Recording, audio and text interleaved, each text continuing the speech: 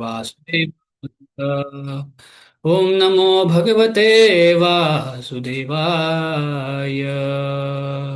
ओम सुरभ्ये नमः। ओम सुरभ्ये नमः। ओम सुरभ्ये नमः। मूकं करोति वाचालं पंगुं लंघयते गिरिं यत्कृपातमहं वन्दे श्रीगुरुं दीनतारिणम्। ओम विष्णुपादाय कृष्णप्रेष्ठाय यतिमतिभक्तिराभूषणं नमस्ते ಗುರುಸೇವಾಯಂ ಸದಾ ನಿವೇದಿತ. ಹರೇ ಕೃಷ್ಣ, ಧನ್ಯವಾದಗಳು ಸೇರಿದ್ದಕ್ಕೆ. ಇವತ್ತು ನಮ್ಮ ರೆಗ್ಯುಲರ್ ಕ್ಲಾಸ್ ಇಲ್ಲ, ಆದ್ರೂ ನೀವೆಲ್ಲ ಸಮಯ ಮಾಡಿಕೊಂಡು ಪ್ರಯತ್ನ ಪಟ್ಟಿದ್ದೀರಿ ಸೇರ್ಲಿಕ್ಕೆ, ಧನ್ಯವಾದಗಳು. ನಿನ್ನೆ ಕ್ಲಾಸ್ ಅಲ್ಲ, ಮೊನ್ನೆಯ ಕ್ಲಾಸಲ್ಲಿ ನಾವು ಒಂದು ಚಕ್ರವನ್ನ ಅರ್ಥ ಮಾಡಿದ್ದೇವೆ. ಅದು ಯಾವ ಚಕ್ರ? ಯಜ್ಞದ ಚಕ್ರ ಯಾವುದು? ಯಾರಿಗಾದ್ರೂ ನೆನಪಿದೆಯಾ? ಏನು ಚಕ್ರದ ಬಗ್ಗೆ ಮಾತಾಡಿದ್ದೇವೆ? 16ನೇ 14 ಮತ್ತು 15ನೇ ಶ್ಲೋಕದಲ್ಲಿ ಒಂದು ಚಕ್ರವನ್ನು ನಾವು ಅರ್ಥ ಮಾಡ್ಕೊಂಡಿದ್ದೇವೆ. ಯಾರಿಗಾದ್ರೂ ಗೊತ್ತಾ? ಟ್ರೈ ಮಾಡ್ತೀರಾ? ಓಕೆ, ಯಾರು ಹೇಳ್ತಿಲ್ಲ ನೋಡಿ. ಎಂತ ಚಕ್ರ ಅಂತ ಹೇಳಿದ್ರೆ, ಭಗವಂತನದಿಂದ, ಅಂದ್ರೆ ಭಗವಂತ ಹೇಳಿದ್ರೆ ಅಕ್ಷರ, ಅವನಿಗೆ ಅಕ್ಷರವೇ ಇಲ್ಲದ ಭಗವಂತನಿಂದ ಏನು ಉಂಟಾಗ್ತದೆ? ಭಗವಂತನಿಂದಾಗಿ ವೇದಗಳು ಬರ್ತದೆ. ಭಗವಂತನಿಂದಲೇ ಬ್ರಹ್ಮ ಬರುದು. ಬ್ರಹ್ಮ ಅಂದ್ರೆ ವೇದ, ಭಗವಂತನಿಂದ ವೇದ ಬರ್ತದೆ. ವೇದದಲ್ಲಿ ಏನು ಬರ್ತಿದೆ? ಯಾವ ರೀತಿಯಲ್ಲಿ ಕರ್ಮ ಮಾಡಬೇಕು ಅಂತ ಬರ್ತದೆ. ವೇದದಿಂದ ಕರ್ಮ ಮಾಡ್ತದೆ. ಕರ್ಮದಿಂದ ಏನಾಗ್ತದೆ? ಯಜ್ಞ ಆಗ್ತದೆ. ಕರ್ಮವನ್ನ ಫಾಲೋ ಮಾಡಿ ಯಜ್ಞ ಆಗ್ತದೆ. ಯಜ್ಞದಿಂದ ಏನಾಗ್ತದೆ? ಮಳೆ ಬರ್ತದೆ. ಮಳೆದಿಂದ ಬಂದ್ರೆ ಏನಾಗ್ತದೆ? ಅನ್ನವನ್ನ ಸೃಷ್ಟಿ ಮಾಡ್ತದೆ. ಮಳೆ ಚೆನ್ನಾಗಿ ಮರಗಳು ಸಸ್ಯಗಳೆಲ್ಲ ಬೆಳೆದು ನಮಗೆ ಬೇಕಾದಂತಹ ಆಹಾರ ಧಾನ್ಯಗಳೆಲ್ಲ ಸಿಗ್ತದೆ. ಆಹಾರ ಧಾನ್ಯ ಸಿಕ್ಕಿದ್ರೆ ಏನಾಗ್ತದೆ? ಮುಂದೆ ಸಂತತಿ ಉತ್ಪಾದನೆ ಆಗ್ತದೆ, ಅಂದ್ರೆ ಜನ್ಮ ಆಗ್ತದೆ. ಬೇರೆ ಬೇರೆ ಬೇರೆ ಬೇರೆ ಜೀವಗಳ ಜನ್ಮ ಆಗ್ತದೆ. ಈ ರೀತಿಯಲ್ಲಿ ಒಂದು ಸರ್ಕಲ್ ಅದು. ಅದು ಆ ಸರ್ಕಲ್ ಅಲ್ಲಿ ಹೋಗ್ಲೇಬೇಕು ಅಂತ ಶಾಸ್ತ್ರ ಹೇಳ್ತದೆ. ಯಾರು ಈ ಸರ್ಕಲ್ ಅಲ್ಲಿ ಹೋಗ್ಬೇಕು? ನಮ್ಮಂತಹ ಕರ್ಮಕ್ಕೆ ಅಥವಾ ಕರ್ಮ ಬಂಧಕ್ಕೆ ಇರುವವರು, ಬದ್ಧ ಜೀವಿಗಳು ಅಂತ ಹೇಳ್ತಾರಲ್ಲ, ಈ ಬದ್ಧ ಜೀವಿಗಳಿಗೆ ಇದು ಮಾಡಲೇಬೇಕು. ಬದ್ಧ ಜೀವಿ ಅಲ್ಲದವರು ಏನ್ ಮಾಡ್ಬೇಕು ಅಂತ ನೆಕ್ಸ್ಟ್ ಶ್ಲೋಕಗಳಲ್ಲಿ ಬರ್ತದೆ. ಈ ಶ್ಲೋಕದಿಂದ ಶುರು ಮಾಡೋಣ. ನಿಮ್ಗೆ ಅರ್ಥ ಆಗಿದೆ ಅನ್ಕೊಳ್ತೀನಿ. ಈ ಸೈಕಲ್ ಯಾವುದು ಅಂತ ಹೇಳಿದ್ರೆ, ಭಗವಂತ, ಅಕ್ಷರನಾದಂಥ ಭಗವಂತ, ಅವನಿಂದ ಬರುವುದು ವೇದ, ವೇದದಿಂದ ಬರುವಂಥದ್ದು ಕರ್ಮ, ಕರ್ಮದಿಂದ ಬರುವಂಥದ್ದು ಯಜ್ಞ, ಯಜ್ಞದಿಂದ ಬರುವಂಥದ್ದು ಮಳೆ, ಮಳೆಯಿಂದ ಬರುವಂಥದ್ದು ಆಹಾರ, ಆಹಾರದಿಂದ ಪುನಃ ಸೃಷ್ಟಿ. ಸೃಷ್ಟಿ ಯಾರ್ದು? ಜೀವಿಯ ಸೃಷ್ಟಿ. ಜೀವಿ ಅಂದ್ರೆ ಜೀವಿಗೆ ದೇಹ ಸಿಗ್ತದೆ ಅಂತ ಅರ್ಥ. ಏವಂ ಪ್ರವರ್ತಿತಂ ಚಕ್ರಂ ನಾನು ವರ್ತಯತಿ ಹಯಃ ಅಘಾಯುರಿಂದ್ರಿಯಾರಾಮೋ ಮೋಘಂ ಪಾರ್ಥಸ ಜೀವತಿ. ಏವಂ ಪ್ರವರ್ತಿತಂ ಚಕ್ರಂ ನಾನು ವರ್ತಯತಿ ಹಯಃ ಅಘಾಯುರಿಂದ್ರಿಯಾರಾಮೋ ಮೋಘಂ ಪಾರ್ಥಸ ಜೀವತಿ. ಮೋಘ ಮತ್ತು ಅಮೋಘ ಅಂತ ಕೇಳಿರ್ತೀವಿ. ಅಮೋಘ, ಭಗವಂತ ಅಂದ್ರೆ ಅಮೋಘ, ಏನು ವ್ಯರ್ಥ ಇಲ್ಲ ಭಗವಂತನಲ್ಲಿ, ಎಲ್ಲವೂ ವ್ಯರ್ಥ ಇಲ್ಲದಂತಹ ವ್ಯಕ್ತಿ ಭಗವಂತ. ಇಲ್ಲಿ ಮೋಘಂ ಅಂತ ಬಂದಿದೆ, ವ್ಯರ್ಥ ಆಗ್ತದೆ ಇದನ್ನು ಫಾಲೋ ಮಾಡೋದಿದ್ರೆ ಅಂತ ಅನುವಾದ. ಅರ್ಜುನ, ವೇದಗಳು ಪ್ರವರ್ತಿಸಿದ ಈ ಯಜ್ಞ ಚಕ್ರವನ್ನು ಯಾರು ಮಾನವ ಜೀವನದಲ್ಲಿ ಅನುಸರಿಸುವುದಿಲ್ಲವೋ ಅವರದು ನಿಶ್ಚಯವಾಗಿ ಪಾಪವೇ ತುಂಬಿದ ಬದುಕು. ಅಘ ಅಂತ ಹೇಳಿದ್ರೆ ಪಾಪ. ಅಘಧಮನ ಯಶೋಧ ಅಂತ ಹೇಳಿ, ಅಘ ಅಂತ ಹೇಳುವ ಆ ರಾಕ್ಷಸನ್ನು ಕೊಂದವ ಯಾರು? ದಮನ ಮಾಡಿದ ಕೃಷ್ಣ, ಯಶೋದೆಯ ಮಗ ಅಲ್ವಾ. ಅಘ ಅಂತ ಹೇಳಿದ್ರೆ ಪಾಪ, ಪಾಪ ತುಂಬಿದ ಒಂದು ಜೀವ ಅಂತ ಹೇಳಿದ್ರೆ ಅಘಾಸುರ. ಅದ ಕಾರಣ ನಾವು ಅಘಾಸುರ ಹಾಗೆ ಆಗ್ತೇವೆ. ನಾವು ಕೂಡ ಅಘ ಅಂದ್ರೆ ಫುಲ್ ಪಾಪ ತುಂಬುತ್ತೇವೆ ಇದು ಮಾಡದಿದ್ರೆ. ಈ ಯಜ್ಞ ಚಕ್ರವನ್ನು ಯಾರು ಮಾನವ ಜೀವನದಲ್ಲಿ ಅನುಸರಿಸುವುದಿಲ್ಲವೋ ಅವರದು ನಿಶ್ಚಯವಾಗಿ ಪಾಪವೇ ತುಂಬಿದ ಬದುಕು. ಇಂದ್ರಿಯಗಳ ತೃಪ್ತಿಗಾಗಿಯೇ ಬದುಕುವ ಇಂತಹ ಮನುಷ್ಯನ ಬದುಕು ವ್ಯರ್ಥ. ಆ ಮೋಘಂ ಪಾರ್ಥಸ ಜೀವತಿ, ವ್ಯರ್ಥ ವ್ಯರ್ಥ ಜೀವನ ಆಗ್ಬಿಡ್ತದೆ. ಅದ ಕಾರಣ ನಾವು ಇಂಥ ವ್ಯರ್ಥ ಜೀವನ ಮಾಡಬಾರ್ದು. ಅದಕ್ಕೋಸ್ಕರ ಶ್ರೀಲ ಪ್ರಭುಪಾದರು ಹಿಂದಿಂದಲೇ ಹೇಳ್ತಾ ಇದ್ದಾರಲ್ಲ, ನಮಗೆಲ್ಲ ಯಾವ ಯಜ್ಞ ಸುಲಭವಾಗಿ ಮಾಡುದು, ಆಮೇಲೆ ಈ ಕಲಿಯುಗಕ್ಕೆ ಕೊಡುವಂಥ ಯಜ್ಞವೇ ಹರಿನಾಮ ಸಂಕೀರ್ತನ ಯಜ್ಞ.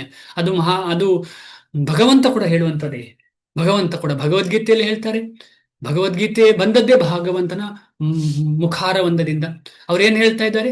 ಯಜ್ಞಾನಾಂ ಜಪಯಜ್ಞೋಸ್ಮಿ ಅಂತ ಹೇಳಿ ಮುಂದೆ ಹೇಳ್ತಾರೆ. ಯಜ್ಞಾನಾಂ ಯಜ್ಞಗಳಲ್ಲಿ ನಾನು ಜಪಯಜ್ಞ ಅಂತ ಹೇಳ್ತಾರೆ. ಅದ ಕಾರಣ ನಮಗೆ ಶ್ರೀಲ ಪ್ರಭುಪಾದರ ಮುಖೇನ ನಮಗೆ ಅದ್ಭುತವಾದಂತಹ ಒಂದು ಯಜ್ಞ ಮಾಡುವ ಅವಕಾಶ ಸಿಕ್ಕಿದೆ. ನಿತ್ಯವೂ ಯಜ್ಞ ಮಾಡಬೇಕು ನಾವು. ಅದು ಅವರು ಎಷ್ಟು ಕೃಪಾಮಯರು ಅಂತ ಹೇಳಿದ್ರೆ, ಅವರು ತುಂಬ ಮೇಲ್ದರ್ಜೆಯಲ್ಲಿ ಇದ್ದದನ್ನು ಕೆಳಗೆ ಕೆಳಗೆ ಕೆಳಗೆ ಮಾಡಿ ಸ್ವಲ್ಪ ಆದ್ರೂ ಮಾಡಿ, 16 ಮಾಲೆ ಆದ್ರೂ ಮಾಡಿ ಅಂತ ಹೇಳಿ ಅಂತ ಒಂದು ವ್ಯವಸ್ಥೆ ಮಾಡಿದ್ದಾರೆ ನಮಗೆ. ಇದು ತುಂಬಾ ಇಂಪಾರ್ಟೆಂಟ್ ಶ್ಲೋಕ. ಯಾಕೆಂದ್ರೆ ನಾವು ಯಾರು ಯಜ್ಞ ಮಾಡೋದಿಲ್ವೋ, ಯಜ್ಞ ಅಂತ ಹೇಳಿದ್ರೆ ಹವನಾದಿಗಳಲ್ಲ ನಾನು ಹೇಳ್ತಾ ಇರುವುದು ಇಲ್ಲಿ, ಈ ರೀತಿಯ ಭಗವಂತನ ನೇರ ಸಂಪರ್ಕ ಮಾಡುವಂತಹ ಒಂದು ವಿಚಾರಕ್ಕೆ ಯಜ್ಞ ಅಂತ ಹೇಳ್ತಾರೆ. ಈಗ ಓದುದು ನಾವು, ಆಮೇಲೆ ಕೇಳುದು, ಇದೆಲ್ಲ ಯಜ್ಞ ಆಗ್ತದೆ. ಆದ್ರೆ ಅದೆಲ್ಲ ಯಾವುದರ ಮೇಲೆ ನಿರ್ಭರಿತವಾಗಿದೆ? ಹರೇ ಕೃಷ್ಣ ಮಹಾಮಂತ್ರ ಜಪದ ಮೇಲೆ ನಿರ್ಭರಿತವಾಗಿದೆ. ಆದ ಕಾರಣ ಅದನ್ನು ಮಾಡಲೇಬೇಕು. ನಿತ್ಯವೂ ಬೆಳಿಗ್ಗೆ ನಾವು, ಆಮೇಲೆ ಸಾಯಂಕಾಲ, ರಾತ್ರಿ ಯಾವಾಗ ಯಾವ ಸಮಯ ಸಿಗ್ತದೆ ನಾವು ಜಪ ಮಾಡಬೇಕು. ಅದು ಲೆಕ್ಕ ಮಾಡ್ತಾ ಜಪ ಮಾಡಬೇಕು.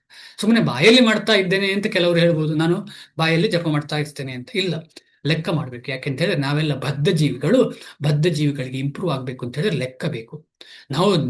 ನಾವು ಈ ಭೌತಿಕ ಜೀವನದಲ್ಲೇ ಎಲ್ಲ ಲೆಕ್ಕ ಇಡುದಿಲ್ವಾ? ಎಲ್ಲವೂ ಲೆಕ್ಕ ಇಡ್ತೇವೆ. ಅದೆಷ್ಟು, ಇದೆಷ್ಟು, ಅಲ್ಲೆಷ್ಟು, ಆ ಅಂಗಡಿಗೆ ಹೋಗಿ ಎಷ್ಟು, ಈ ಅಂಗಡಿಗೆ ಹೋಗಿ ಎಷ್ಟು, ಇದೆಷ್ಟು ಅನ್ನ ಅಕ್ಕಿ ಹಾಕಬೇಕು ಊಟಕ್ಕೆ, ಇದೆಷ್ಟು ವೆಜಿಟೇಬಲ್ ಕಟ್ ಮಾಡಿ, ಎಲ್ಲ ಲೆಕ್ಕ ಲೆಕ್ಕ ಲೆಕ್ಕ. ಆದ್ರೆ ಕೃಷ್ಣನಿಗಾಗುವ ಲೆಕ್ಕವೇ ಇಲ್ಲ ನಮಗೆ. ಇಲ್ಲ, ಲೆಕ್ಕ ಮಾಡಿದ್ರೆ ಏನಾಗ್ತದೆ ಅಂತ ಹೇಳಿದ್ರೆ ನಮಗೆ ಗೊತ್ತಾಗ್ತದೆ, ನಾನು ನಿನ್ನೆ ಎಷ್ಟು ಮಾಡಿದ್ದೇನೆ, ಇವತ್ತೆಷ್ಟು ಮಾಡಿದ್ದೇನೆ, ಆದ ಕಾರಣ ಅಷ್ಟು ಮಾಡಿದ್ದು ಕಮ್ಮಿ ಆಗಿದೆ, ನಾಳೆ ಆದ್ರೂ ಮಾಡಬೇಕು ಅಂತ ಹೇಳೋ ದೃಷ್ಟಿಯಿಂದ ಆ ಲೆಕ್ಕ ನಮಗೆ ಹೆಲ್ಪ್ ಆಗ್ತದೆ. ಅದಕ್ಕೋಸ್ಕರ ಷಡ್ಗೋಸ್ವಾಮಿಗಳಿಗೆ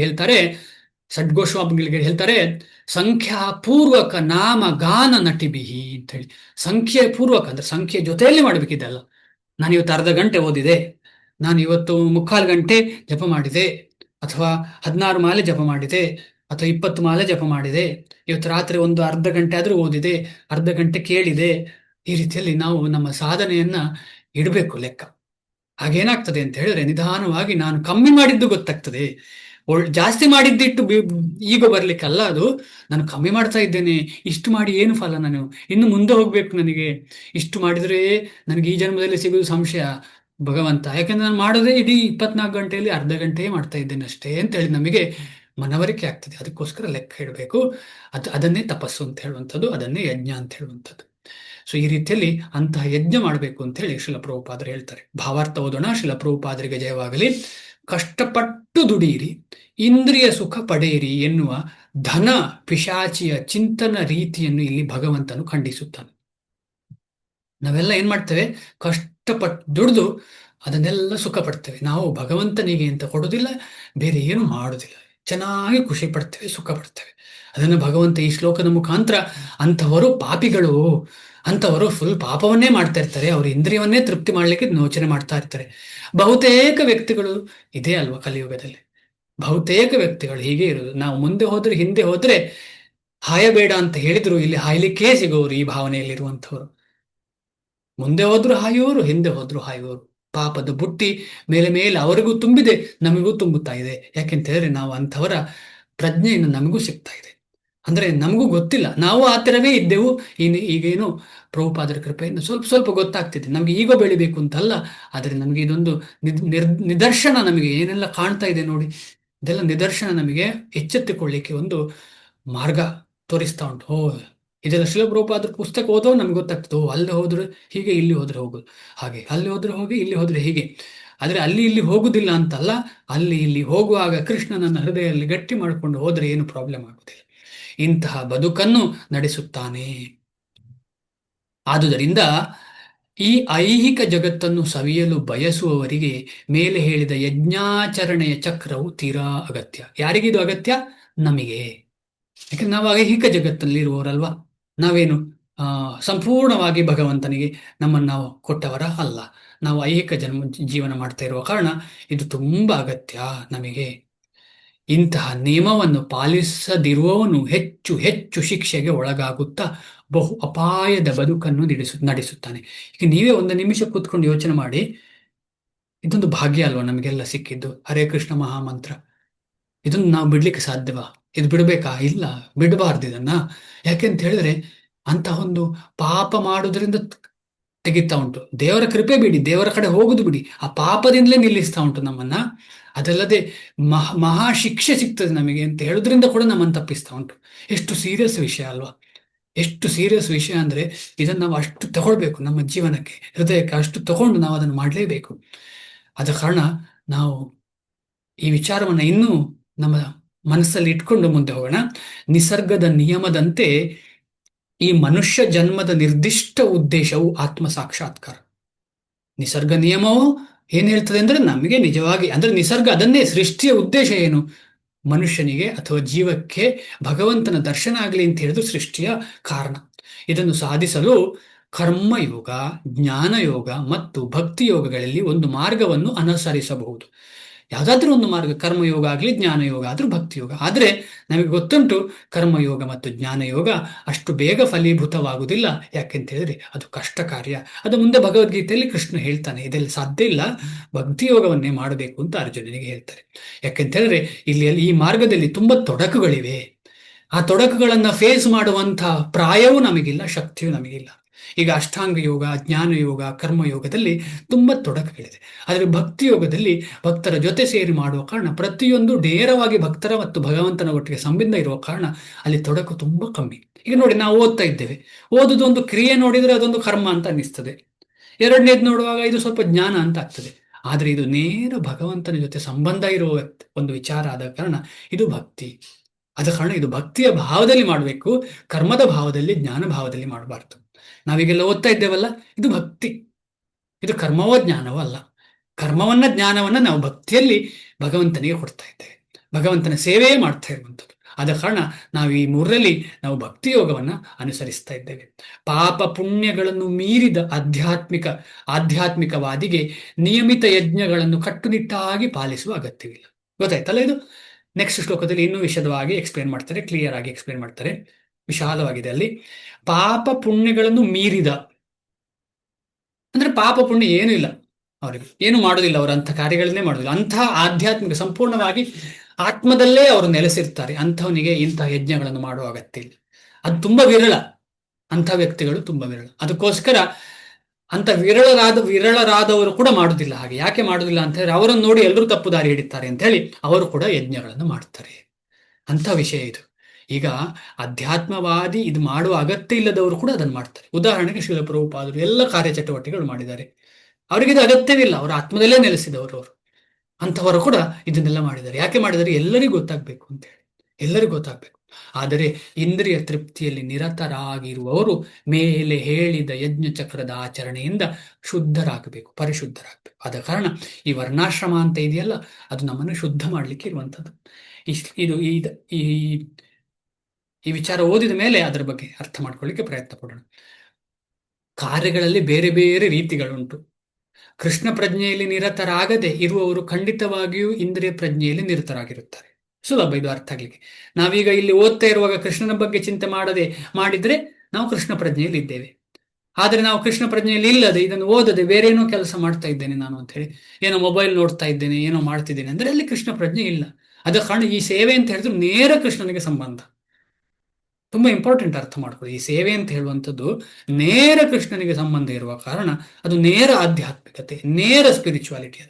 ಅದು ಇಂಡೈರೆಕ್ಟ್ ಅಲ್ಲ, ಡೈರೆಕ್ಟ್ ಸ್ಪಿರಿಚುವಾಲಿಟಿ. ಆದುದರಿಂದ ಅವರು ಪುಣ್ಯ ಕಾರ್ಯವನ್ನು ಮಾಡಬೇಕು.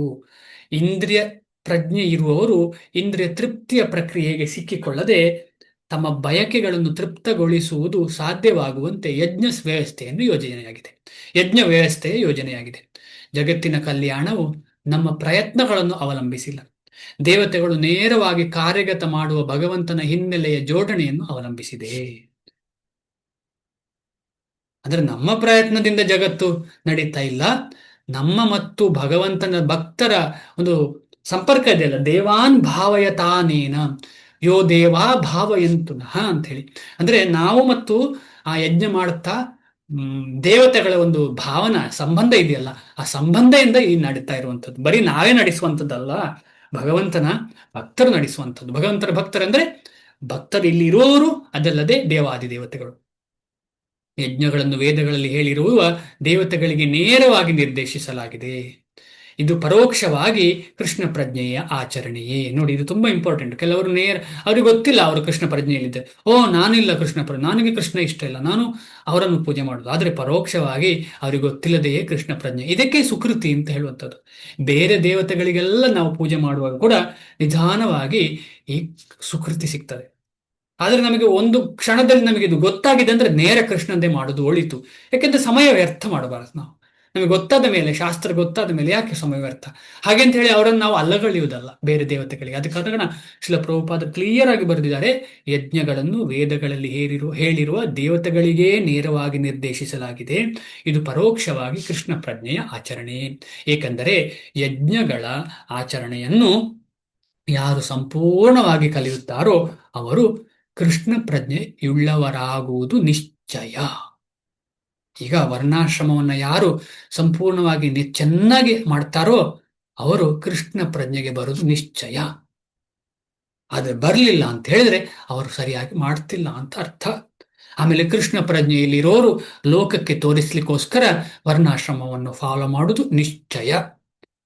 ಆದರೆ ಯಜ್ಞಗಳನ್ನು ನಡೆಸಿದ ಮನುಷ್ಯನಿಗೆ ಕೃಷ್ಣ ಪ್ರಜ್ಞೆಯು ಬಾರದೆ ಹೋದರೆ ಅಂತಹ ತತ್ವಗಳನ್ನು ನೀತಿ ಸಂಹಿತೆಗಳೆಂದೇ ಪರಿಗಣಿಸಲಾಗ್ತದೆ. ಸುಮ್ಮನೆ ಹೇಳೋದಷ್ಟೇ ಸಂಹಿತೆ, ಅದೇನು ಅಪ್ಲೈ ಮಾಡ್ಲಿಕ್ಕಿಲ್ಲ. ಪುಸ್ತಕದ ಬದನೆಕಾಯಿ ಅಷ್ಟೇ, ಓದುದು ನಾನು ಮಾಡುದು ಒಂದೇ ಅದೇಯ. ಓದಿದನೇ ಜ್ಞಾನ ಉಂಟು, ತಲೆಯಲ್ಲಿ ಉಂಟು, ಎಕ್ಸ್ಪ್ಲೇನ್ ಮಾಡ್ತೇನೆ ಎಲ್ಲರಿಗೆ. ಆದರೆ ನಾನು ಮಾತ್ರ ಇದೇ ಮಾಡುದು ಅಂಥದಕ್ಕೆ ಹೇಳದಂತಹ ನೀತಿ ಸಂಹಿತೆ ಅಷ್ಟೇ. ಆದುದರಿಂದ ಯಾವ ಮನುಷ್ಯನು ತನ್ನ ಮುನ್ನಡೆಯನ್ನು ನೀತಿ ಸಂಹಿತೆಗಳ ಮೇಲೆಗೆ ಸೀಮಿತಗೊಳಿಸಬಾರದು. ಯಾಕಂದ್ರೆ ಜ್ಞಾನ ಅಂತ ಹೇಳಿದ್ರೆ ಹೇಗೆ? ಜ್ಞಾನ ಅಂತ ಹೇಳಿದ್ರೆ ಅಪ್ಲಿಕೇಶನ್ ಮಾಡ್ಲಿಕ್ಕಿಲ್ಲ, ನಾಲೆಜ್ ಅಷ್ಟೇ. ವಿಜ್ಞಾನ ಆಗ್ಬೇಕು. ಅದು ವಿಜ್ಞಾನ ಅಂತ ಹೇಳಿದ್ರೆ ಕೃಷ್ಣ ಭಾವನಾಮೃತ. ಅದನ್ನು ಮೀರಿ ಕೃಷ್ಣ ಪ್ರಜ್ಞೆಯನ್ನು ಸಾಧಿಸಬೇಕು. ಕೃಷ್ಣ ಭಾವನಾಮೃತ ಅಂದ್ರೆ ಏನು? ಸಂಪೂರ್ಣವಾಗಿ ನಮ್ಮ ಪ್ರಜ್ಞೆಯಲ್ಲಿ ಕೃಷ್ಣನನ್ನೇ ತುಂಬಿಕೊಳ್ಳುವುದು. ಕೃಷ್ಣ ಮತ್ತು ಕೃಷ್ಣನಕ್ಕೆ ಸಂಬಂಧಪಟ್ಟ ವಿಚಾರವನ್ನೇ ತುಂಬಿಸುವುದಕ್ಕೆ ಕೃಷ್ಣ ಭಾವನೆ ಅಂತ ಹೇಳುದು. ಬೇರೆ ವಿಚಾರವನ್ನು ತುಂಬುವುದಕ್ಕೆ ಮಾಯಾಭಾವನೆ ಅಂತ ಹೇಳುವಂಥದ್ದು. ಆದ ಕಾರಣ ಮಾಯಾಭಾವನೆಯಿಂದ ಹೊರಗೆ ಬಂದು ಕೃಷ್ಣ ಭಾವನೆಯನ್ನ ನಮ್ಮ ಮನಸ್ಸಲ್ಲಿ ತುಂಬಿಸಿಕೊಳ್ಳುವ ಒಂದು ವಿಚಾರವೇ ನಿಜವಾದ ಯಜ್ಞ, ಸಂಕೀರ್ತನ ಯಜ್ಞ. ಈ ಶ್ಲೋಕಕ್ಕಿಂತ ಮುಂದೆ ಹೋಗ್ಲಿಕ್ಕೆ ಒಂದು ವಿಚಾರವನ್ನು ಡಿಸ್ಕಸ್ ಮಾಡೋಣ, ಆಮೇಲೆ ಮುಂದೆ ಹೋಗೋಣ ತಮ್ಮ ಸಮಯ ಇದ್ರೆ. ಈಗ ಒಂದು ಪ್ರಶ್ನೆ, ನೀವೆಲ್ಲ ಹೆಚ್ಚಿನವರೆಲ್ಲ ಯಾವ್ದಾದ್ರು ಪ್ರೋಗ್ರಾಮಿಗೆಲ್ಲ ಹೋಗಿರ್ತೀರಿ. ಇಲ್ಲಿ ಪ್ರೋಗ್ರಾಮ್ ಬೇಡ, ದೇವಸ್ಥಾನದ ಒಂದು ಕಾರ್ಯಕ್ರಮಕ್ಕೆ ಹೋಗಿದ್ದೀರಿ ಅಂತ ಇಟ್ಕೊಳ್ಳುವ. ಅಲ್ಲಿ ತುಂಬಾ ಪ್ರಸಾದ ಉಳಿದಿದೆ, ಪ್ರಸಾದ ವೇಸ್ಟ್ ಆಗ್ತದೆ ಅಂತ ಅನೌನ್ಸ್ ಆಗಿದೆ, ಎಲ್ಲರೂ ತಗೊಂಡು ಹೋಗ್ಬಹುದು ಮನೆಗೆ ಅಂತ ಹೇಳ್ತಾರೆ.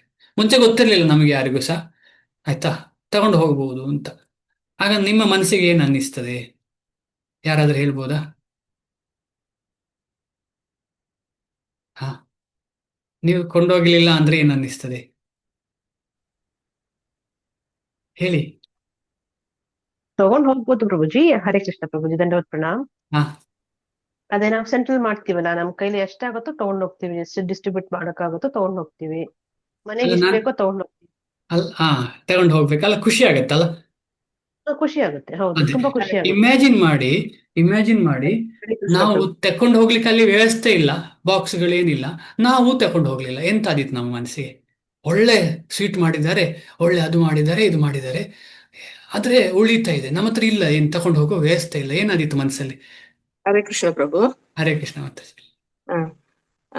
ದೇವರ ಪ್ರಸಾದ ನೈವೇದ್ಯ, ದೇವರಿಗೆ ಸಮರ್ಪಣೆ ಮಾಡಿದ ನೈವೇದ್ಯವನ್ನು ನಾವು ತಿನ್ನುವಾಗ ನಮ್ಮ ಮನೆಯಲ್ಲಿ ಪ್ರಭುಗಳಿರ್ತಾರೆ, ಮಕ್ಕಳಿರ್ತಾರೆ. ಹೇಗಾದ್ರೂ ಒಂದು ಸಣ್ಣ ಒಂದು ಟಿಶ್ಯೂ ಪೇಪರ್ ಎಲ್ಲ ತೆಗೆದು ಒಂದು ಸ್ವೀಟ್ ಇಟ್ಕೊಂಡು ಮನೆಗೆ ಕೊಡ್ತೇವೆ. ಇರ್ಲಿಯಪ್ಪ ಅವರಿಗೆ ಸ್ವಲ್ಪ ಕೃಷ್ಣ ಭಕ್ತಿಯನ್ನು ಕೊಡುಮ, ಕೃಷ್ಣ ಅಂತ ಹೇಳಿ ಕೊಂಡೋಗುವ ಮನೋಭಾವನೆ ನನ್ನಲ್ಲಿದೆ. ಗೊತ್ತಿಲ್ಲ, ಹರೇ ಕೃಷ್ಣ, ನನಗೆ ಎಂತ ಗೊತ್ತಿಲ್ಲ, ಆದ್ರೆ ಸಹ ನಿಮ್ಮ ಹತ್ರ ಹೇಳಿದ Hare Krishna. Correct correct correct. ನನ್ನ ಪ್ರಶ್ನೆ ನೀವು ಕೇಳಿದ್ದೆಲ್ಲ ಕರೆಕ್ಟ್. ನಾವು ಏನೂ ತಕೊಂಡು ಹೋಗ್ಲಿಲ್ಲ ಪ್ರಸಾದ ತರ್ಲಿಕ್ಕೆ ಅಂತ ಹೇಳುವ ವಿಷಯ ಹೇಳ್ತಾ ಇರೋದು ನಾನು. ಏನ್ ಅನ್ನಿಸ್ತದೆ ನಿಮಗೆ? ಟಿಶ್ಯೂ ಸಹ ಇಲ್ಲ, ಏನು ಸಹ ಇಲ್ಲ ನಮಗೆ, ಅಲ್ಲಿ ಪಾಯಸ ಸಿಗ್ತಾ ಉಂಟು. ತುಂಬಾ ಬೇಸರ ಆಗುದಿಲ್ವಾ? ತುಂಬಾ ಬೇಸರ ಆಗ್ತದೆ. ಇದೇ ವಿಷಯ ಎಂತ ಅಂತ ಆದ್ರೂ ಸಹ ಟ್ರೈ ಮಾಡ್ತೇವೆ ಪ್ರಭು. ಯಾವ್ದಾದ್ರು ಒಂದು ದೇವರಿಗೆ ಒಂದು ಬಾಳೆಹಣ್ಣು ಇಟ್ಟಿದ್ರೆ ಅದ್ರ ಒಂದು ಟ್ರೈ ಮಾಡ್ತೇವೆ. ಈಗಾದ್ರೂ ಹಿಡ್ದು ಜೋಪಾನವಾಗಿ ಹಿಡ್ದು ಅವರಿಗೆ ಸರಿಯಾಗಿ ಮಕ್ಕಳಿಗೆ ಮತ್ತು ಗಂಡ ಪ್ರಭುವಿಗೆ ಕೊಡ್ಲಿಕ್ಕೆ ಟ್ರೈ ಮಾಡ್ತೇವೆ. ಮಾಡ್ಲಿಲ್ಲ ಆದ್ರೆ ಅದು ನನ್ನ ಮಿಸ್ಟೇಕ್ ಅಂತ ಹೇಳ್ಬೋದು. ಯಾಕಂದ್ರೆ ನಾನೇ ಭಕ್ತಳಾಗಿರ್ಬಾರ್ದು, ಎಲ್ಲರೂ ಭಕ್ತರಾಗಿ ಆಚೆ ಕಂಟಿನ್ಯೂ ಆಗಿ ದೇವರ ಪರಮಾತ್ಮನ ಧಾಮಕ್ಕೆ ಹೋಗ್ಬೇಕು ನಾವು. ಹರೇ ಕೃಷ್ಣ, ಹರಿ ಪ್ರಭು, ಹರಿ ಕೃಷ್ಣ. ದಂಡಗಟ್ಟು. ಈ ಉದಾಹರಣೆ ಯಾಕೆ ಕೊಟ್ಟೆ ಅಂತ ಹೇಳಿದ್ರೆ, ಪ್ರಸಾದ ಅಂತ ಹೇಳಿದ್ರೆ ಭಗವಂತನೇ, ವ್ಯತ್ಯಾಸವೇ ಇಲ್ಲ. ಪ್ರಸಾದ ಅಂದ್ರೆ ಭಗವಂತ. ಈಗ ನಾವು ಯಾವುದೋ ಒಂದು ಬಾಕ್ಸ್ ಕೊಂಡೋಗ್ತೇವಲ್ಲ, ಆ ಬಾಕ್ಸೇ ಇಲ್ಲ ಅಂತ ಹೇಳಿದ್ರೆ ನಮ್ಗೆ ಎಷ್ಟು ಬೇಜಾರಾಗ್ತದೆ. ಆ ಬಾಕ್ಸೇ ಈ ದೇಹ. ಆ ದೇಹವನ್ನು ನೋಡುವಂತ ವಿಷಯವೇ ವರ್ಣಾಶ್ರಮದ. ಅರ್ಥ ಆಗ್ತದ ನೋಡಿ, ಪ್ರಯತ್ನ ಪಡಿ. ಎರಡು ರೀತಿಯ ಧರ್ಮ ನಾವು ಇಷ್ಟವರೆಗೆ ಎಕ್ಸ್ಪ್ಲೇನ್ ಮಾಡ್ತಾ ಇದ್ದೇವೆ. ಅದು ಭಾಗವತ ಧರ್ಮ ಮತ್ತು ವರ್ಣಾಶ್ರಮ ಧರ್ಮ. ಭಾಗವತ ಧರ್ಮ ಮತ್ತು ವರ್ಣಾಶ್ರಮ ಧರ್ಮ. ಆ ಕೊಂಡೋದ ಡಬ್ಬ, ನಾನು ಕೊಂಡು ಹೋದ ಡಬ್ಬ, ಯಾವುದೋ ಒಂದು ಡಬ್ಬ, ಬಾಕ್ಸ್, ಟಿಫಿನ್ ಬಾಕ್ಸ್, ಅದಕ್ಕೂ ಪ್ರಸಾದಕ್ಕೂ ಏನು ಸಂಬಂಧ ಇಲ್ಲ. ಆದರೆ ಅದರಲ್ಲಿ ಪ್ರಸಾದ ಇರುವಾಗ ಆ ಡಬ್ಬಕ್ಕೆ ಬೆಲೆ. ಪ್ರಸಾದ, ಪ್ರಸಾದ. ಆಗ ಆ ಒಂದು ಪರ್ಟಿಕ್ಯುಲರ್ ಡಬ್ಬ ದೈವ ವರ್ಣಾಶ್ರಮ. ಭಗವಂತನ ನೇರ ಸಂಬಂಧ ಉಂಟು ಅದಕ್ಕೆ, ಆ ವರ್ಣಾಶ್ರಮಕ್ಕೆ. ಅದಕ್ಕೆ ದೈವ ವರ್ಣಾಶ್ರಮ. ಡಬ್ಬಕ್ಕೂ ಪ್ರಸಾದಕ್ಕೂ ಸಂಬಂಧ ಇಲ್ಲ. ಆದರೆ ಆ ಪ್ರಸಾದ ಡಬ್ಬದಲ್ಲಿ ಇರುವವರೆಗೆ ಆ ಡಬ್ಬಕ್ಕೆ ಬೆಲೆ ಉಂಟು, ಯಾಕಂದ್ರೆ ಪ್ರಸಾದ ಉಂಟು ಅದರಲ್ಲಿ. ಆದ ಕಾರಣ ವರ್ಣಾಶ್ರಮ ಧರ್ಮಕ್ಕೆ ಎಷ್ಟು ಬೆಲೆ ಅಂತ ಹೇಳಿದ್ರೆ ಇಷ್ಟು ಬೆಲೆ ಉಂಟು. ಡಬ್ಬ ಇಲ್ಲದೆ ಆ ಪ್ರಸಾದ ಸಿಗುವುದಿಲ್ಲಲ್ಲ. ಸಿಗ್ತದಾ? ಸಿಗುವುದಿಲ್ಲ. ತಗೊಂಡು ಬರ್ಲಿಕ್ಕೆ ಆಗೋದಿಲ್ಲ ನಮಗೆ ಅದನ್ನು. ಈ ದೇಹ ಇರುವವರೆಗೆ ನಮಗೆ ಭಕ್ತಿ ಮಾಡಬೇಕಿದ್ರೆ ವರ್ಣಾಶ್ರಮ ಬೇಕು. ವರ್ಣಾಶ್ರಮ ಅಂತ ಹೇಳಿದ್ರೆ ವೇದ ವಿಹಿತ ಕರ್ಮ ಯಜ್ಞಾದಿಗಳು, ಅದು ಮಾಡಲೇಬೇಕು. ಅದಕ್ಕೆ ನಮಗೆ ಯಜ್ಞ ಸಿಕ್ಕಿದೆ ಹರೇ ಕೃಷ್ಣ ಮಹಾಮಂತ್ರ. ಆದರೆ ಬೇರೆಲ್ಲ ವರ್ಣಾಶ್ರಮ ವಿಹಿತವಾದ ಕರ್ಮಗಳನ್ನೇ ಮಾಡಬೇಕು, ನಿಷೇಧವಾದ ಕರ್ಮವನ್ನು ಮಾಡಬಾರ್ದು. ಅದಕ್ಕೆ ಫಸ್ಟಿಂದಲೇ ಹೇಳ್ತಾ ಇದ್ದಾರೆ, ಕರ್ಮವನ್ನು ಮಾಡಬೇಕು. ಆ ಕರ್ಮ ವೇದಕ್ಕೆ ವಿಹಿತವಾದ ಕರ್ಮ ಆಗಬೇಕು, ನಿಧಾನವಾಗಿ ಅದು ನಿಷ್ಕಾಮ ಆಗಬೇಕು ಅಂತ ಹೇಳ್ತಾರೆ. ಅದನ್ನು ನಾವು ಆ ಸ್ಥಿತಿಯಲ್ಲಿ ಇಲ್ಲ, ನಿಷ್ಕಾಮ ಸ್ಥಿತಿಯಲ್ಲಿ ಇಲ್ಲ, ನಾವು ಕರ್ಮದ ಸ್ಥಿತಿಯಲ್ಲೂ ಇಲ್ಲ ಅಂತ ನಮಗೆ ಗೊತ್ತುಂಟು. ಆದ ಕಾರಣ ನಾವು ನಿಧಾನವಾಗಿ ಈ ವರ್ಣಾಶ್ರಮದ ಸ್ಟೆಪ್ ಮಾಡಬೇಕು. ವರ್ಣಾಶ್ರಮ ಕಡೆ. ವರ್ಣಾಶ್ರಮ ಅಂತ ಹೇಳಿದ್ರೆ ನಮ್ಮ ನಮ್ಮ ನಮ್ಮ ನಮ್ಮ ಶಕ್ತಿಗೆ ಅನುಸಾರವಾಗಿ ಭಗವಂತ ಕೊಟ್ಟದ್ದನ್ನು ಮಾಡುವಂಥದ್ದು. ಅದು ವೇದದಲ್ಲಿ ಹೇಳಿರುವ ರೀತಿಯಲ್ಲಿ ಆಗಿರ್ಬೇಕು, ಏನೋ ತಪ್ಪು ಮಾಡಬಾರದು. ಅದೊಂದು ವಿಚಾರ. ಎರಡನೇದು, ದೈವವರ್ಣಾಶ್ರಮ ಅದು ಹೇಗಾಗ್ತದೆ ಅಂತ ಹೇಳಿದ್ರೆ ಗುರು ಆದೇಶದ ಮೇಲೆ ಮಾಡುವಂತ ಕೆಲಸ. ಈ ಗುರು ಹೇಳ್ತಾನೆ, ನೀನು ಹೋಗಿ ಅದನ್ನು ಕಲಿತು ಆ ಕೆಲಸ ಮಾಡು ನೀನು. ಆದ್ರೆ ಆ ಗುರು ಹೇಳಿದ್ದು ವೇದದಲ್ಲಿ ಇದ್ದದೇ ಹೇಳ್ತಾನೆ. ಗುರು ಸುಮ್ಮನೆ ಆ ಕೆಲಸ ಮಾಡು ಅಂತ ಹೇಳುದಿಲ್ಲ. ಗುರು ಸುಮ್ಮನೆ ಅದು ಹೋಗಿ ಅದು ಮಾಡು ಇದು ಮಾಡು ಅಂತ ಹೇಳುದಿಲ್ಲ. ಗುರು ತನ್ನ ಶಾಸ್ತ್ರದಲ್ಲಿ ಇದ್ದದನ್ನ ಚೆನ್ನಾಗಿ ನೋಡಿ ಅದನ್ನ ಹೇಳ್ತಾನೆ ಗುರುಗಳು. ಆ ರೀತಿಯಲ್ಲಿ ಮಾಡೋದು ದೈವ ವರ್ಣಾಶ್ರಮ. ನಾವಾಗಿ ಮಾಡಿದ್ರೆ ಅದೊಂದು ವರ್ಣಾಶ್ರಮ ಆಗ್ತದೆ ವಿನಃ ದೈವ ವರ್ಣಾಶ್ರಮ ಆಗುದಿಲ್ಲ. ದೈವ ವರ್ಣಾಶ್ರಮ ಅಂತ ಹೇಳಿದ್ರೆ ಬಾಕ್ಸ್ನಲ್ಲಿ ಪ್ರಸಾದ ಇರುವವರೆಗೆ ಇರುವ ಹಾಗೆ. ಇಷ್ಟರಲ್ಲಿ ಏನಾದ್ರು ಪ್ರಶ್ನೆ ಇದೆಯಾ? ನಾನು ಹೇಳಿದ್ದೆ ಏನಾದ್ರು ಕನ್ಫ್ಯೂಷನ್ ಆಗಿದೆಯಾ? ವರ್ಣಾಶ್ರಮ, ದೈವ ವರ್ಣಾಶ್ರಮ, ಆಮೇಲೆ ಭಾಗವತ ಧರ್ಮ, 3 ವಿಚಾರ ಮಾತಾಡಿದ್ದೇನೆ. ವರ್ಣಾಶ್ರಮ, ಡಬ್ಬದಲ್ಲಿ ಪ್ರಸಾದ ಇಲ್ಲ, ಡಬ್ಬಕ್ಕೂ ಪ್ರಸಾದಕ್ಕೂ ಸಂಬಂಧ ಇಲ್ಲ, ಅದು ವರ್ಣಾಶ್ರಮ. ಡಬ್ಬದಲ್ಲಿ ಪ್ರಸಾದ ಇರುವವರೆಗೆ ಅದಕ್ಕೆ ಬೆಲೆ ಉಂಟು, ಅದು ಭಗವಂತನ ಹತ್ತಿರ ಉಂಟು, ಆದ ಕಾರಣ ಅದು ದೈವ ವರ್ಣಾಶ್ರಮ. 3ನೇದು ಭಾಗವತ ಧರ್ಮ, ಯಾವತ್ತು ಪ್ರಸಾದ, ಅದು ಶುದ್ಧ. ಏನಾದ್ರು ಸಂಶಯ ಉಂಟಾ ಇದರಲ್ಲಿ ರವಿಕಲಾ ಮಾತಾಜಿ? ಕ್ಲಿಯರ್ ಆಯ್ತಲ್ಲ? ಇಲ್ಲ ಪ್ರಭುಜಿ, ಅರ್ಥ ಆಗಿಲ್ಲ. ಅರ್ಥ ಆಗಿಲ್ಲ? ಅರ್ಥ ಆಗಿಲ್ಲ, ಇನ್ನೊಂದ್ಸಲ ಹೇಳ್ತೀನಿ, ಏನ್ ತೊಂದರೆ ಇಲ್ಲ. ವರ್ಣಾಶ್ರಮ ಅಂತ ನೀವೆಲ್ಲ ಕೇಳಿದ್ದೀರಿ. ವರ್ಣಾಶ್ರಮ ಹೇಳಿದ ತಕ್ಷಣ ಭಗವಂತನ ಸೇವೆ ನಡೀತದೆ ಅಂತ ಹೇಳಿಕ್ ಆಗುದಿಲ್ಲ ಕೃಷ್ಣನದ್ದು. ವರ್ಣಾಶ್ರಮ ಅಂತ ಹೇಳಿದ್ರೆ ನಮ್ಮ ದೇಹ ಹೇಗೆ ಸಿಕ್ಕಿದೆ, ಗುಣ ಮತ್ತು ಕರ್ಮಕ್ಕೆ ಅನುಗುಣವಾಗಿ ನಾವು ಮಾಡುವಂತ ಕೆಲಸಗಳು. ಅದು ನಾವು ಹೆಚ್ಚಿನವ್ರು ಮಾಡ್ತಿಲ್ಲ, ನಾವು ಯಾರು ಮಾಡ್ತಿಲ್ಲ. ಏನೇ ಇರಲಿ, ಅದ್ರ ಡಿಸ್ಕಷನ್ ಮಾಡೋಣ. ಗುಣ ಮತ್ತು ಕರ್ಮಕ್ಕೆ ಅನುಗುಣವಾಗಿ ಮಾಡುವಂತಹ ಕರ್ಮಕ್ಕೆ ವರ್ಣಾಶ್ರಮ ಅಂತ ಹೇಳಿದ್ರು. ದೈವವರ್ಣಾಶ್ರಮ ಅಂತ ಹೇಳಿದ್ರೆ ಆ ಕರ್ಮವನ್ನ ಕೃಷ್ಣನಿಗೋಸ್ಕರ ಮಾಡುವಂಥದ್ದು, ಭಗವಂತ ಕೃಷ್ಣನಿಗೋಸ್ಕರ ಮಾಡುವಂಥದ್ದು ದೈವ ವರ್ಣಾಶ್ರಮ ಅಂತ ಹೇಳಿ. ಅದಕ್ಕೆ ಹೇಳಿದ್ ನಾನು, ಡಬ್ಬದಲ್ಲಿ ಡಬ್ಬ ದೇವರ ಪ್ರಸಾದ ಇರುವಾಗ ಆ ಡಬ್ಬಕ್ಕೆ ಬೆಲೆ, ದೈವ ವರ್ಣಾಶ್ರಮಕ್ಕೆ ಬೆಲೆ ಇದೆ. ಆದ್ರೆ ಅದು ಎಲ್ಲಿ? ಭಗವಂತನ ಲೋಕದಲ್ಲಿ ಇಲ್ಲ. ಗೋಲೋಕದಲ್ಲಿ ದೈವ ವರ್ಣಾಶ್ರಮವೂ ಇಲ್ಲ, ವರ್ಣಾಶ್ರಮವೂ ಇಲ್ಲ, ಏನಿಲ್ಲ. ಇಲ್ಲಿ ಮಾತ್ರ ನಮ್ಮ ಈ ಬದ್ಧ ದೇಹಕ್ಕೆ ಮಾತ್ರ ಇದು ಸೀಮಿತ. ಈಗ ಪ್ರಸಾದ ಶುದ್ಧ, ನಿಮಗೆ ಪ್ರಸಾದವನ್ನು ಎಲ್ಲಿ ಕೊಂಡೋಗೋ ಅಗತ್ಯ ಇಲ್ಲ, ಕೈಗೆ ಆಗಾಗ ಕೈಯಲ್ಲೇ ಇದೆ ಪ್ರಸಾದ. ಯಾವತ್ತು ನಿಮ್ಗೆ ಎಲ್ಲಿ ಹೋದ್ರೂ ಪ್ರಸಾದ ಸಿಗ್ತಾ ಉಂಟು ಅಂತ ಹೇಳಿ ಏನು ಚಿಂತೆ, ವೇಸ್ಟೇ ಆಗುದಿಲ್ಲ. ಎಲ್ಲರೂ ತಿಂತಾ ಇದ್ದಾರೆ, ಎಲ್ರಿಗೂ ಸಿಗ್ತಾ ಉಂಟು ಅಂತ, ಎಲ್ಲಿ ಹೋದ್ರೂ ಪ್ರಸಾದವೇ. ಈಗ ಎಲ್ಲಿ ಹೋದ್ರೂ ಹಾಲೇ ಸಿಗ್ತಾ ಉಂಟು ಅಂತ ಹೇಳಿದ್ರೆ ಏನು ತಗೊಂಡೋಗ್ಬೇಕಾ? ಏನು ಬೇಡ. ಅವ್ರಿಗೆ ಸಿಗ್ತಾ ಇಲ್ಲ, ನಮ್ಮ ಮನೇಲಿ ಇರೋರಿಗೆ ಸಿಗ್ತಾ ಇಲ್ಲ, ಮನೆ ಎಲ್ಲರಿಗೂ ಸಿಗ್ತಾ ಉಂಟು ಅಂತ ಆದ್ರೆ ಯಾಕೆ?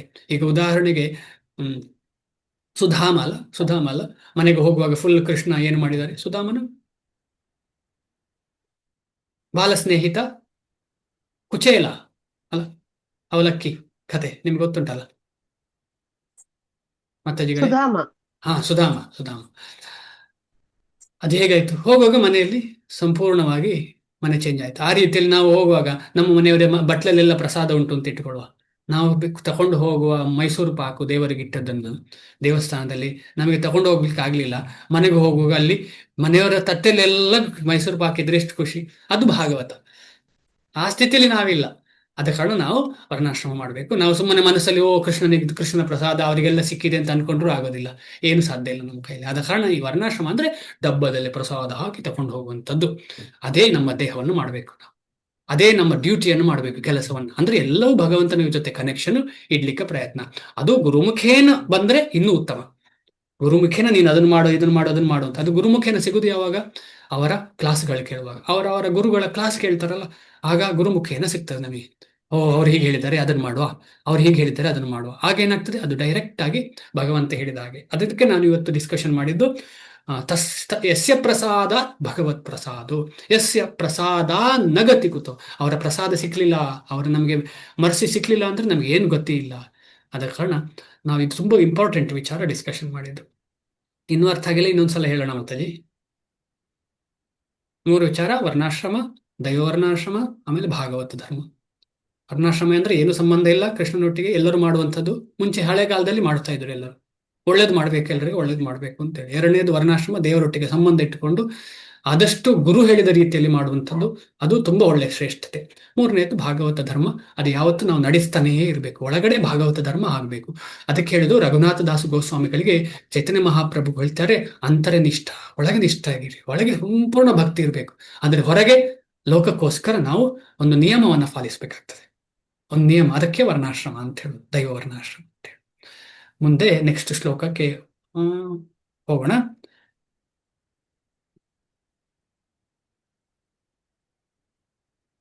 ಒಂದು ಶ್ಲೋಕವನ್ನು ಓದಿ ನಿಲ್ಲಿಸೋದು ಇವತ್ತು. ಈ ಶ್ಲೋಕ ಆತ್ಮದಲ್ಲಿ ರತಿ ಸಿಕ್ಕಿದವರದ್ದು ಬಗ್ಗೆ ಹೇಳ್ತಾ ಉಂಟು. ಅಂದ್ರೆ ಶ್ರೀಲ ಪ್ರಭುಪಾದರಂಥವರು ಅಂಥವರೆಲ್ಲ ಅಗತ್ಯ ಇಲ್ಲ ಮಾಡುವಂಥದ್ದು ಅಂತ ಹೇಳಿ. ಅಂದ್ರೆ ಯಾರು ಸಂಪೂರ್ಣವಾಗಿ ಆತ್ಮ ತೃಪ್ತರಾಗಿದ್ದಾರೆ. ಹಿಂದೆ ಹೇಳಿದ ಒಂದು ಸೈಕಲ್ ಇದೆಯಲ್ಲ, ಯಜ್ಞದ ಸೈಕಲ್, ಅದು ಯಾರಿಗೆ? ನಮಗೆಲ್ಲರಿಗೂ. ಯಾಕಂದ್ರೆ ನಮಗೆ ಆತ್ಮ ಏನು ಅಂತಲೇ ಗೊತ್ತಿಲ್ಲ. ಹೇಳ್ತಾ ಇದ್ದೇವೆ ಆತ್ಮ ಆತ್ಮ ಅಂತ ಹೇಳಿ, ನಮ್ಗೆ ಗೊತ್ತಿಲ್ಲ. ಇಷ್ಟೆಲ್ಲ 2ನೇ ಚಾಪ್ಟರ್ ಹೇಳಿದ್ರೆ ನಮಗೆ ಅದು ಇನ್ನು ಹೃದಯಕ್ಕೆ ಹೋಗ್ಲಿಲ್ಲ, ನಮಗೆ ಅದು ಮನವರಿಕೆಯೂ ಆಗ್ಲಿಲ್ಲ. ಯಾಕಂದ್ರೆ ಯಾವಾಗ್ಲೂ ನಮಗೆ ಅದು ಗೊತ್ತಾಗೋದಿಲ್ಲ. ಆದ ಕಾರಣ ನಮ್ಮಂಥವರಿಗಲ್ಲ ಈ 14ನೇ ಶ್ಲೋಕ. ಯಸ್ತ್ವಾತ್ಮರತಿರೇವ ಸ್ಯಾದ್ ಆತ್ಮತೃಪ್ತಶ್ಚ ಮಾನವಃ ಆತ್ಮನ್ಯೇವ ಚ ಸಂತುಷ್ಟಃ ತಸ್ಯ ಕಾರ್ಯಂ ನ ವಿದ್ಯತೆ. ಅಂತ ಆತ್ಮದಲ್ಲೇ ಸಂತುಷ್ಟನಾದವನು ಯಾವ ರೀತಿ ಯಜ್ಞ ಯಾಗಾದಿಗಳು ಏನು ಕಾರ್ಯಗಳನ್ನು ಮಾಡಬೇಕಿಲ್ಲ. ಅದನ್ನ ನಾವು ಮುಂದೆ ಕೇಳಿದ್ದೇವಲ್ಲ, ನಾವು ಎಲ್ಲಿ ಹಿಂದೆ ಯಾರು ಹೇಳಿದ್ದಾರೆ ನಿಮಗೆ ನೆನಪಿದ್ಯಾ? ಚೈತನ್ಯ ಮಹಾಪ್ರಭುಗಳ ಗುರುಗಳು ಚೈತನ್ಯ ಮಹಾಪ್ರಭುಗಳ ಗುರುಗಳು ಹೇಳಿದ್ದ ಒಂದು ವಿಚಾರ ನಿಮಗೆ ನೆನಪಿದ್ಯಾ? ನಿಷ್ಕಾಮ ಕ್ರಮ ಮಾತಾಡುವಾಗ 2ನೇ ಚಾಪ್ಟರ್ನಲ್ಲಿ ಓದಿದ್ದೇವೆ. ಚೈತನ್ಯ ಮಹಾಪ್ರಭುಗಳ ಗುರುಗಳು ಈಶ್ವರಪುರಿಗಳು ಗುರುಗಳು ಮಾಧವೇಂದ್ರ ಪುರಿಗಳು ಹೇಳ್ತಾರೆ, ಓ ಸಂಧ್ಯಾವಂದನೆ ನಿನಗೆ ದೊಡ್ಡ ನಮಸ್ಕಾರ, ಓ ಪಿತೃತರ್ಪಣವೇ ನಿನಗೆ ದೊಡ್ಡ ನಮಸ್ಕಾರ, ಓ ದೇವಾದಿ ದೇವತೆಗಳ ಪೂಜೆಯೇ ನಿನಗೆ ದೊಡ್ಡ ತರ್ಪಣ. ನನಗೆ ಕಂಸನನ್ನು ಕೊಂದಂತಹ ಆ ಕೃಷ್ಣನ ಪಾದ ಕಮಲಗಳಿಗೆ ನಿರಂತರವಾಗಿ ಸೇವೆ ಮಾಡುವ ಅವಕಾಶ ಸಿಕ್ಕಿದೆ. ಆದ ಕಾರಣ ನಿಮಗೆಲ್ಲ ಮಾಡ್ಲಿಕ್ಕೆ ನನಗೆ ಸಮಯ ಇಲ್ಲ, ವ್ಯರ್ಥ ಮಾಡುವ ಸಮಯ ಇಲ್ಲ ಅಂತ ಹೇಳ್ತಾರೆ. ಅಂದ್ರೆ ಸಂಧ್ಯಾವಂದನ ಅಂತ ಹೇಳಿ ಶುರು ಮಾಡಿದ್ದಾರೆ. ಭದ್ರಮಸ್ತು ಭವತೋ ಭೋ ಸ್ನಾನ ತುಭ್ಯಂ ನಮೋ ಅಂತ ಹೇಳಿ ಸಂಧ್ಯಾ ವಂದನ ಭದ್ರ, ಓ ಸಂಧ್ಯಾ ವಂದನೆ ನಿನಗೆ ಒಳ್ಳೇದಾಗ್ಲಿ ಅಂತ ಹೇಳ್ತಾರೆ. ಭದ್ರಮಸ್ತು ಶುಭತೋ ಭೋ ಸ್ನಾನ ತುಭ್ಯಂ ನಮೋ, ಓ ಸ್ನಾನವೇ ನಿನಗೆ ದೊಡ್ಡ ನಮಸ್ಕಾರ. ಅಂದ್ರೆ ಇದೆಲ್ಲ ಮಾಡ್ಲಿಕ್ಕೆ ನಂಗೆ ಟೈಮ್ ಇಲ್ಲ, ಕೃಷ್ಣನ ಪೂಜೆ. ಇಲ್ಲಿ ಸ್ನಾನ ಮಾಡೋದಿಲ್ಲ ಅಂತ ಹೇಳುವ ಅರ್ಥ ಅಲ್ಲ. ಅದು ಸ್ನಾನ ಅಂತ ಹೇಳಿದ್ರೆ ನಾವು ಬಾಹ್ಯ ದೃಷ್ಟಿಯಿಂದ ಮಾಡ್ತೇವಲ್ಲ ಸ್ನಾನ. ಓ ಕ್ಲೀನ್ ಆಗ್ಬೇಕು, ನಾವು ಹೀ ಅಂತ ಹೇಳಿ ಕ್ಲೀನ್ ಆಗ್ಬೇಕು, ಅದು ಆಗ್ಬೇಕು, ಇದಾಗಬೇಕು, ಹೆಲ್ದಿ ಆಗಿರ್ಬೇಕು, ಇದೆಲ್ಲ ಥಿಂಕ್ ಮಾಡಿ ನಾವೆಲ್ಲ ಚಟುವಟಿಕೆ ದೇಹಕ್ಕೋಸ್ಕರ ಮಾಡ್ತೇವಲ್ಲ. ಅದರಿಂದ ಹೊರಗೆ ಬಂದವರು ಆತ್ಮದಲ್ಲಿ ನೆಲೆಸಿದವರು, ಅಂಥವರಿಗೆ ಇಂಥ ಯಜ್ಞ ಯಾಗಾದಿಗಳು ಮಾಡುವ ಅಗತ್ಯ ಇಲ್ಲ. ಯಾಕೆಂದ್ರೆ ಅವರು ನೇರ ಕೃಷ್ಣನ ಜೊತೆ ಸಂಪರ್ಕದಲ್ಲಿ ಇರ್ತಾರೆ. ಅನುವಾದ ಆದ್ರೂ ಅವ್ರು ಮಾಡ್ತಾರೆ. ಯಾಕೆ ಮಾಡ್ತಾರೆ ಅಂತ ಹೇಳಿದ್ರೆ ನಮಗೆಲ್ಲರಿಗೆ ಮಾರ್ಗದರ್ಶನ. ಇಲ್ಲದ್ರೆ ನಾವೆಲ್ಲ ಕನ್ಫ್ಯೂಷನ್ ಆಗಿ ಸುಮ್ಮನೆ ಏನಾಗ್ತೇವೆ, ನಾವು ಹಿಂದೆ ಹೇಳಿದ ಹಾಗೆ ಸುಮ್ಮನೆ ಮೋಸ ಮಾಡುವವರಾಗ್ತವೆ. ಅದಕ್ಕೇನು ಹೇಳ್ತಾರೆ ಸಂಸ್ಕೃತದಲ್ಲಿ, ಏನು ಹೇಳ್ತಾ ಇದಾರ, ಯಾವ ಶ್ಲೋಕದಲ್ಲಿ ಬಂದಿದೆ, ಅದೊಂದು ಶ್ಲೋಕದಲ್ಲಿ ಸುಮ್ಮನೆ ತೋರಿಕೆ ಅಷ್ಟೇ, ಸುಳ್ಳು ಮಾಡುದು. ಯಾವ ಮನುಷ್ಯನು ಆತ್ಮದಲ್ಲಿಯೇ ಸಂತೋಷವನ್ನು ಕಂಡುಕೊಳ್ಳುವನು, ಯಾರ ಮನುಷ್ಯ ಜನ್ಮವು ಆತ್ಮ ಸಾಕ್ಷಾತ್ಕಾರದ ಬದುಕಾಗಿದೆಯೋ, ಯಾರ ಆತ್ಮನಲ್ಲಿಯೇ ಸಂತುಷ್ಟನಾಗಿರುವನು, ಅವನಿಗೆ ಯಾವ ಕರ್ತವ್ಯವೂ ಇರುವುದಿಲ್ಲ. ಇದಕ್ಕೊಂದು ಉದಾಹರಣೆ, ಮೊನ್ನೆ ಒಬ್ರು ಮಾತಾಜಿ ಮಾತಾಜಿ ಪ್ರಶ್ನೆ ಕೇಳಿದ್ದಾರೆ. ಕೆಲವರು ಹೇಳ್ತಾರೆ ನಾನು ರಿಲಿಜಿಯಸ್ ಅಲ್ಲ, ನಾನು ಸ್ಪಿರಿಚುವಲ್. ಅದಿದೆಯಾ ಪ್ರಾಬ್ಲಮ್? ಅವ್ರು ಸ್ಪಿರಿಚುವಲ್ ಅಂತ ಅಂದ್ರೆ ಆತ್ಮದಲ್ಲೇ ಸಂತುಷ್ಟ ಆಗಿದ್ದೇನೆ ಅಂತ ತಿಳ್ಕೊಳ್ಳೋದು. ಹಾಗೆ ಇರ್ಲಿಕ್ಕೆ ಸಾಧ್ಯ ಇಲ್ಲ ಈ ಕಲಿಯುಗದಲ್ಲಿ, ಅಷ್ಟು ಸುಲಭ ಅಲ್ಲ ಅದು, ಹೇಳಲಿಕ್ಕೆ ಸುಲಭ. ಆದ ಕಾರಣ ಅದಕ್ಕೆ ಫಸ್ಟ್ ಶ್ಲೋಕವೇ ಹೇಳಿದೆ, ಯಜ್ಞ ಯಾಗಾದಿಗಳಲ್ಲಿ ಮಾಡಬೇಕು ಅಂದ್ರೆ ಪೂಜಾ ಕೈಂಕರ್ಯಗಳನ್ನ ಮಾಡಬೇಕು. ಅದು ನೇರವಾಗಿ ಭಗವಂತನ ಕಡೆಗೆ ಸಂಬಂಧ ಇರುವ ಕಾರಣ ನಮಗೆ ಶುದ್ಧ ಮಾಡ್ತದೆ, ಅದು ನಮಗೆ ಭಗವಂತನ ಪ್ರಜ್ಞೆ ಮೂಡಿಸ್ತದೆ. ತುಂಬಾ ಇಂಪಾರ್ಟೆಂಟ್ ಶ್ಲೋಕ ಅದು. ಆ 4 ಶ್ಲೋಕಗಳು ನಮಗೆ ಅಪ್ಲಿಕೇಶನ್ ಲೆವೆಲ್ ಶ್ಲೋಕ. ಇದು ನಮಗಲ್ಲ, ಅವರು ಹೇಳಿದ್ದು ಇದು ಯಾವುದು, ನಾನು ಒಳಗಿಂದ ಶುದ್ಧನಾಗಿದ್ದೇನೆ, ನಾನು ಅದು ಮಾಡ್ತಾ ಇದ್ದೇನೆ. ಅವರನ್ನು ನೋಡಿದ್ರೆ ಗೊತ್ತಾಗ್ತದೆ, ಹಾಗೆ ಹೇಳಿದವರನ್ನು ನೋಡಿದ್ರೆ ಗೊತ್ತಾಗ್ತದೆ ಏನು ಶುದ್ಧರಾಗಿದ್ದಾರೆ. ಅವರೆಲ್ಲ ಮಾಡೋದು ಅಂಥದ್ದು ಅನಾಚಾರಗಳಾಗಿರ್ತದೆ. ಬೇಕಾದ್ರೆ ಒಬ್ಸರ್ವ್ ಮಾಡಿ ನೋಡಬಹುದು. ಭಾರಿ ಅಪರೂಪ, ಇಲ್ಲ ಅಂತ ಹೇಳಿಕ್ಕೆ ಸಾಧ್ಯ ಇಲ್ಲ, ಭಾರಿ ಭಾರಿ ಅಪರೂಪ. 1,00,000ದಲ್ಲಿ ಒಬ್ಬ ಸಿಗ್ಲಿಕ್ಕೆ ಕಷ್ಟ. ಅಂತದ ಕಾರಣ ಅದೊಂದು ಎಕ್ಸಾಂಪಲ್ ಆಗಿ ತಕೊಳ್ಳಿಕ್ಕೆ ಸಾಧ್ಯ ಇಲ್ಲ. ಯಾವುದನ್ನು ಇದನ್ನು ಎಕ್ಸಾಂಪಲ್ ಆಗಿ ಮಾಡಿ ನಮ್ಮ ಜೀವನ ನಡೆಸಲಿಕ್ಕೆ ಸಾಧ್ಯ ಇಲ್ಲ. ಆದ ಕಾರಣ ಶ್ರೀಲ ಪ್ರಭುಪಾದ ಅದಕ್ಕೆ ಒತ್ತು ಕೊಟ್ಟು ಹೇಳ್ತಿದ್ದಾರೆ. ಭಾವಾರ್ಥ, ಸಂಪೂರ್ಣವಾಗಿ ಕೃಷ್ಣ ಪ್ರಜ್ಞೆ ಇದ್ದು ಕೃಷ್ಣ ಪ್ರಜ್ಞೆಯಲ್ಲಿ ತಾನು ಮಾಡುವ ಕಾರ್ಯಗಳಲ್ಲಿ ಸಂಪೂರ್ಣವಾಗಿ ಸಂತುಷ್ಟನಾದವನು ಮಾಡಬೇಕಾದ ಯಾವ ಕರ್ತವ್ಯವೂ ಇರುವುದಿಲ್ಲ. ಈಗ ಶ್ರೀಲ ಪ್ರಭುಪಾದ ನೋಡಿ ಇದನ್ನು ಇನ್ನೊಂದು ರೀತಿಯಲ್ಲಿ ಹೇಳ್ತಿದ್ದಾರೆ. ಯಾರು ನಾವೆಲ್ಲರೂ ಸಂಪೂರ್ಣವಾಗಿ ಕೃಷ್ಣ ಪ್ರಜ್ಞೆಯಲ್ಲೇ ತೊಡಗಿದ್ರೆ ನಮಗೆ ಬೇರೆ ಏನು ಕೆಲಸ ಮಾಡುವ ಅಗತ್ಯ ಇಲ್ಲ. ಯಾಕಂದ್ರೆ ಕೃಷ್ಣ ಪ್ರಜ್ಞೆಯಲ್ಲೇ ಇದ್ದೇವೆ ನಾವು. ಅವನಿಗೆ ಕೃಷ್ಣ ಪ್ರಜ್ಞೆ ಇರುವುದರಿಂದ ಒಳಗಿನ ಕಲ್ಮಶವೆಲ್ಲ ಒಂದೇ ಕ್ಷಣದಲ್ಲಿ ತೊಡೆದು ಹೋಗುತ್ತದೆ. ಇದು ಸಹಸ್ರ ಯಜ್ಞಗಳ ಆಚರಣೆಯಿಂದ ಉಂಟಾಗುವ ಪರಿಣಾಮ. ಅಂದ್ರೆ ನಮಗೆ ಕೃಷ್ಣ ಪ್ರಜ್ಞೆ ಸಿಕ್ಕಿದೆ ಅಂತ ಹೇಳಿದ್ರೆ ನಾವು ಎಷ್ಟೋ ಜನ್ಮದಲ್ಲಿ ಸಹಸ್ರ ಯಜ್ಞ ಮಾಡಿದ್ದೇವೆ, ಆದ ಕಾರಣ ನಮಗೆ ಕೃಷ್ಣ ನಮ್ಮ ಸಿಕ್ಕಿದೆ ಅಂತ ಅರ್ಥ. ಅಷ್ಟು ಸುಲಭದಲ್ಲಿ ಸಿಗುವ ವಿಷಯ ಅಲ್ಲ ಅದು. ನಮಗೆ ಏನೋ ಭಾಗ್ಯದಲ್ಲಿ ಸಿಕ್ಕಿದೆ ಅಂತ ಹೇಳಿದ್ರೆ ನಾವು ಕಳೆದ ಜನ್ಮಗಳಲ್ಲೆಲ್ಲ ಏನು ಮಾಡಿದ್ದೇವೆ ನಾವು. ಅದೇ ಶ್ಲೋಕ ಭಾಗವತಮಲ್ಲಿ ಹೇಳ್ತದೆ, ಅಹೋಭತ ಸ್ವಪಚೋತೋನ್ ಗರಿಯಾನ್ ಯಜ್ಜುಹ್ವಾಗ್ರೇ ವರ್ತತೆ ನಾಮ ತುಭ್ಯಂ ತೇಪುಹು ತಪಃ. ಏನೆಲ್ಲ ಮಾಡಿದಿರಿ, ತಪಸ್ಸು ಮಾಡಿದಿರಿ. ಜುಹುವು ಯಜ್ಞ ಮಾಡಿದಿರಿ. ಸಸ್ನುರಾರ್ಯ ಬ್ರಹ್ಮ ನೂಚುರ್, ಆಮೇಲೆ ಎಷ್ಟೋ ವೇದ ಪಾಠಗಳನ್ನು ಮಾಡಿದ್ದೀರಿ. ಬ್ರಹ್ಮ ನೂಚುರ್ ನಾಮ ಗೃಣಂತಿ. ಆದ ಕಾರಣ ನಿನಗೆ ಈ ಭಗವಂತನ ನಾಮ ಸ್ಮರಣೆ ನಿಮ್ಮ ನಾಲಿಗೆಯಲ್ಲಿ ಈಗ ಬರುವ ಹಾಗೆ ಆಗಿದೆ. ಭಗವಂತನ ಕೃಪೆಯಿಂದ ಅವನ ಕರ್ತವ್ಯವು ತಾನಾಗಿ ಗೋಚರವಾಗುತ್ತದೆ. ಆದುದರಿಂದ ಅವನಿಗೆ ವೇದಗಳ ಅಪ್ಪಣೆಗಳನ್ನು ಪರಿಪಾಲಿಸುವ ಕರ್ತವ್ಯ ಇರುವುದಿಲ್ಲ. ಹೀಗೆ ಕೃಷ್ಣ ಪ್ರಜ್ಞೆ ಇರುವ ಮನುಷ್ಯನಿಗೆ ಐಹಿಕ ಕರ್ಮಗಳಲ್ಲಿ ಆಸಕ್ತಿ ಇರುವುದಿಲ್ಲ. ಆತನು ಮದ್ಯ, ಸ್ತ್ರೀ ಮತ್ತು ಇಂತಹ ಮೋಹಗಳ ಐಹಿಕ ಆಕರ್ಷಣೆಗಳಲ್ಲಿ ಸಂತೋಷವನ್ನು ಪಡೆಯುವುದಿಲ್ಲ. ಈ ರೀತಿಯಲ್ಲಿ ಈ ಶ್ಲೋಕಕ್ಕೆ ನಾವು ನಿಲ್ಲಿಸೋಣ. ನೆಕ್ಸ್ಟ್ ಶ್ಲೋಕ ಕೂಡ ಇದೇ ವಿಚಾರವನ್ನ ಡಿಸ್ಕಷನ್ ಮಾಡ್ತದೆ. ಆದ್ರೆ ಇವತ್ತು ಇಲ್ಲಿಗೆ ನಿಲ್ಲಿಸೋಣ. ಏನಾದರೂ ಪ್ರಶ್ನೆ ಇದ್ರೆ ಕೇಳಿ. ಶೇರಿಂಗ್ ಆಗ್ತಾ ಇರ್ಲಿಲ್ವಾ ಇಷ್ಟೊತ್ತು? ಹರೇ ಕೃಷ್ಣ. ಹೇಳಲಿಲ್ಲ ನೀವು, ಇದ್ದೀರಾ ಎಲ್ಲರೂ?